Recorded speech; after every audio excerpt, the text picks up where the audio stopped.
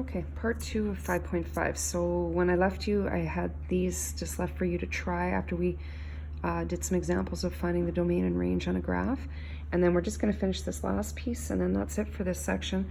And then I'm going to post a video of 5.6.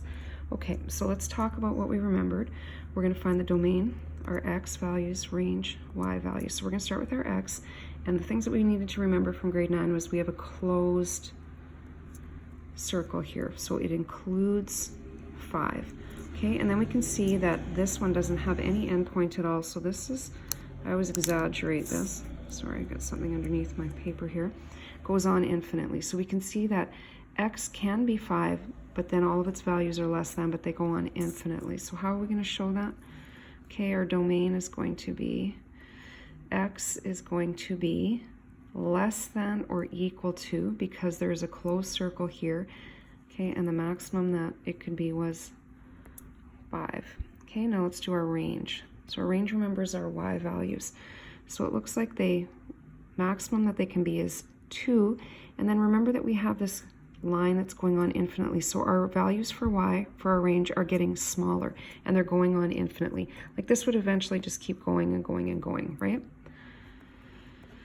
So therefore y is also less than or equal to, because it also includes 2. There might not be a dot there, but it goes all the way to 2. And so that's how we're going to do that one.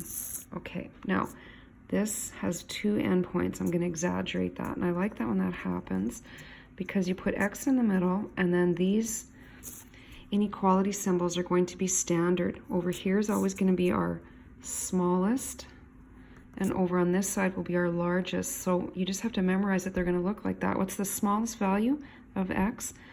-3. And you can see it's a closed dot, so it also includes -3. What's the biggest that x can be? 5, and it also includes. All right, so now we're going to do our range. Okay, and again, there's endpoints, so we just write our inequality symbols like that. The smallest value goes on this side. So the smallest y can be is 3, and the biggest y can be is 7. Now I'm going to give you a worksheet on this. This is really important to practice. Okay, now we can look determining the domain and values and range values from a graph of a function. Now I just want to show you something, because this is sort of a precursor to our next and last unit. F of x is equal to -3x plus 7. You can think of this in what we're going to start calling a slope-intercept form, okay? There are 2 ways to do this. I'm not going to judge. You can do it however you want, okay? I'm going to show you both ways. Some of you are comfortable reading a graph, okay? I'm more comfortable going about it using algebra skills, so it's entirely up to you. So determine the range. So I'm looking for y when x is -2. So you can simply go over to your graph here, okay? X is -2. You go up here and you read the graph and you look over to see what value it is, and it looks like it's going to be 13. Now this is why I don't like doing this, okay, because I'm not quite sure. Sometimes it'll cross right at the corner of a grid and you really can be very accurate, but I'm just going to show you how I would do this. I'm looking for y when x is -2. So I would simply substitute this in, and -3 times -2 is a +6, and +6 plus 7 is 13, okay? So it worked that time, okay? And if you're really comfortable reading the graph, go for it. Okay, now what about what is the domain? So what's my x when the range, what is the domain when the range value, okay, my y is 4. So I'm going to go up here on my graph and find y on the y-axis. I'm going to find 4, and I'm going to look over here, and it looks like it touches at 1, okay? So again, I am going to do this algebraically. So it says that my range value is 4. I'm going to subtract 7 from both sides. I'm going to get -3 is equal to -3x. I'm going to divide both sides by -3, and indeed x is 1. Okay, so either way, no judging. Okay, if we did a you try, but we're going to do it together. Okay, so I just want you to remember that in function notation, we're going to morph this into the slope-intercept form of a line. Okay, determine the range. I always do this just to remind myself I'm looking for y when x is 3.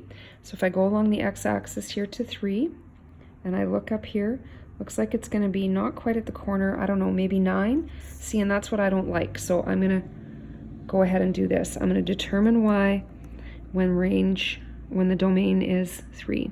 So 4 times 3 minus 3, y is equal to 12 minus 3, and 12 minus 3 is 9. Okay, I'm not comfortable with that. This is what I'm more comfortable with, but we're all different.